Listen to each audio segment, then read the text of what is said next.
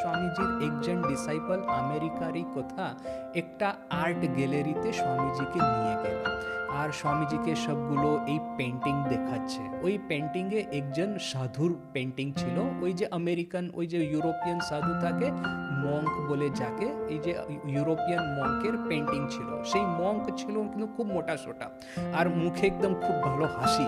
তো স্বামীজি সেই পেন্টিং দেখেই খুশ হয়ে গেলেন, বলছেন হ্যাঁ এটা হলো আসল সাধু। সাধুটি হওয়া চাই এরকম মোটা সোটা আর মুখে হাসি, না হলে অনেকেই আমেরিকায় এরকম বলতো যে আচ্ছা স্বামীজি খুব কিন্তু হাসি মজা করছেন, খুব মানে ভালো আনন্দে থাকে, এটা কীরকম সাধু। আমরা তো দেখেছি এই যে পাদরি টাদরি থাকে, ওটা মুখটা গম্ভীর, আর মাঝে মাঝে লোকেদের বলবে যে তোমরা নরকে যাবে যদি আপনারা এইটা করবে না সেটা করবে না। এটা তো নরকেরও ভয় দেখাচ্ছে না, তারপর মুখে সবসময় হাসি লেগে আছে, এটা কীরকম সাধু। তো স্বামীজি বলতেন যে দেখো, আমার মুখটা যদি গম্ভীর করে যদি আমি বসে থাকি, তাহলে বুঝবেন যে আমার পেটে ব্যথা হচ্ছে। সেটা বুঝবে না যে আমি জপ ধ্যান করছি কিংবা ঈশ্বর চিন্তন করছি, বুঝবেন যে আমার পেটে ব্যথা হয়েছে, সেই জন্য আমি গম্ভীর হয়ে বসে আছি। তারপর স্বামী